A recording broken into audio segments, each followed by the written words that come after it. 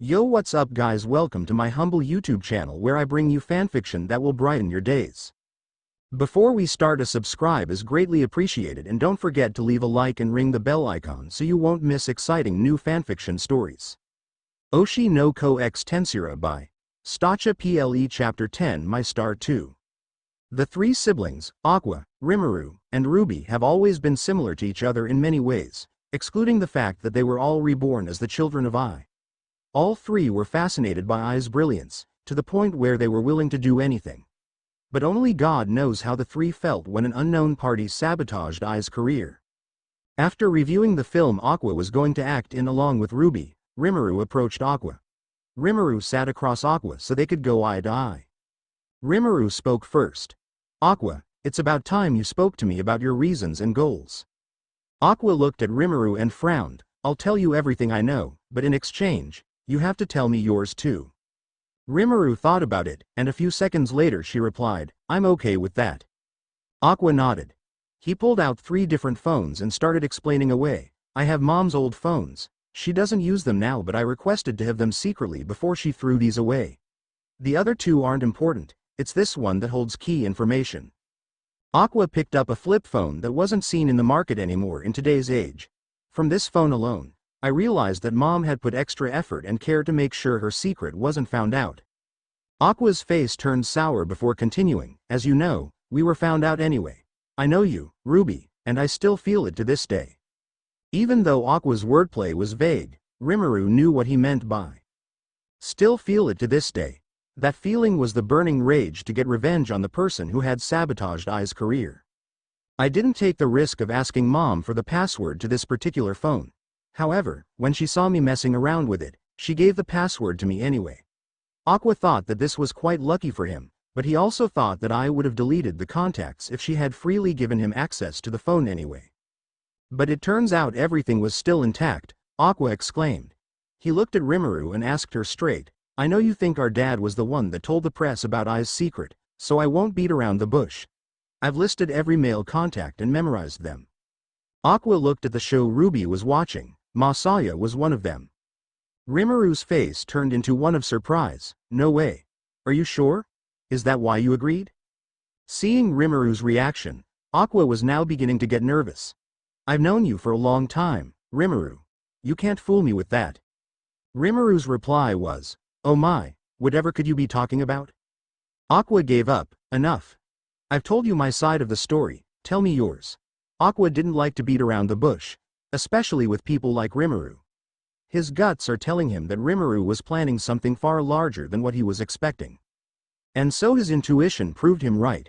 Rimuru began explaining her plan. Aqua immediately began to feel cold sweat. Every word, every movement of her lips sent Aqua ice cold shivers. He didn't even notice that Ruby had lowered the TV's volume and was listening in on their conversation. Her star pupils began to turn crimson red. Her expression, her facial gestures, and even her hand movements made Aqua want to yell out loud. Rimuru's final words put the nail in the coffin. You're insane. Aqua couldn't help but shout. Rimuru smiled, you hypocrite. Aqua calmed down and tried to swallow Rimuru's words. He sighed and said, Rimuru, if you're truly going down this path. Aqua looked Rimuru straight in the eyes. Then I will not stop you. Thank you, Aqua. Aqua knew that Rimuru would become an unstoppable force and decided to not get in her way. What he did decide on was that he would ensure no one would hurt his family again.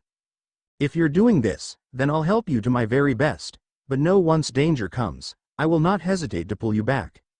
The day after Aqua found out about Rimuru's intentions, Kana asked to meet up at a karaoke place. It was just the 2 of them since Rimuru was busy with something else. Ruby said what? She can go drop dead for all I care. I see you still have a foul mouth. Feeling desperate, Kana argued, this concerns my reputation, you know, there's not many high school students who can act as well as I do. I know one who can, though, Aqua replied, gay. Aqua shrugged, anyway, why did it turn out that way then? At Aqua's question, Kana lowered her head. This TV drama is meant to target the female demographic that's into good-looking guys. So they're featuring a bunch of models they want to start promoting. Acting ability is a second concern. Kana continued, but if they went ahead with that, the show would be a bust. Which is why they cast me, someone known for her acting chops, as the female lead. So, you held back? Aqua understood. Exactly, so you do get me. I was merely trying to confirm things with your own words, and besides, from observing Rimuru all this time, it's blatantly obvious what would happen if only one person was good at acting. Aqua reminisced. Kana looked at Aqua. Tell me, is Rimuru's acting still as good as before? It was genuine curiosity on Kana's part, but Aqua saw it as a sort of mockery. He knew she didn't mean it that way, but nonetheless, he had to refute it. What a mundane question. Of course, she's as good as ever. Did you not see that clip that blew up on the internet a few days ago? Kana was confused. What clip? I don't know what you're talking about. Aqua pondered. It's weird she hasn't seen it. I guess Miyako-san's efforts paid off. Never mind. Let's get to the point. Does Rimuru have a role? Noticing Aqua's serious mood, Kana decided it was straight to business now. Unfortunately, he couldn't find a role in the TV film. I know it's disappointing, but hey, Kaburagi-san said he'd like to meet with your sister at least once. Hearing Kana's last few words sparked a fire underneath Aqua's outer expression. What the fuck did this bastard say? He said he wants to meet with Rimuru, but I've got nothing but bad feelings. What's wrong? Hey, are you there? Quit staring into space. Oh, sorry, I was just thinking about something. Kana gave Aqua a light warning. You better not be spacing out on set, got it? Today was a very rainy day. The weather caused Aqua and Rimuru to arrive late, especially since Aqua had layered lots of clothes around Rimuru. Most of the crew and cast had already arrived, so when Aqua and Rimuru arrived a lot of people stared for a few seconds and went back to doing what they were doing. We're here, Arima-san. Rimuru cheerfully greeted Kana. I'm sorry we took so long. Kana nervously replied, oh no, it's okay. It's Aqua who's at fault for taking so long to get ready. Excuse me, Aqua tried to reply but to no avail. Kana was already showing Rimuru around the set. He sighed deeply and tried to stay close to them. While doing what seemed like a tour around the set, many onlookers stared at the trio. The director really was right, the star power these two have is something else. Thought Aqua. But, wow, I can't remember much of the equipment back when I was a child, but seeing the real deal again makes me so excited. Rimuru's cheerful and charming personality they see right now made Aqua feel nervous. Seeing Rimuru's excitement, Kana naturally wanted to show off. It was like your favorite idol visited your home. We have the best of the best here, although our acting could be better. Criticizing yourself is hard, isn't it? Stated Aqua. Oh, shut up. The rest of the actors were showing up a few minutes later. Hey there, Kana-chan. The rain's crazy today, huh? I wish they would have postponed filming. An arrogant and pretentious-looking guy showed up and called out to Kana. Seems we've got a few leaks in the roof, but we'll be fine. Kana conversed with the guy. Although, the only thing the pompous actor could say was complaints. Well, this humidity makes my hair frizzy. Plus, I hate how damp it feels in here. Ahahaha. Kana could only let out a dry laugh. Oh, let me introduce you. He'll be playing the stalker today. I'm Aqua. I look forward to, oh my, who's this pretty girl beside you, Kana? Aqua's words were cut short. I'm Rimuru. Hello. Rimuru introduced herself blandly. Nonetheless, she was still keeping up her smile at the guy who was quite rude to Aqua just now. Anyone close to Rimuru could tell that she did not give a damn about him. Nice to meet you. My name is Melt Narushima.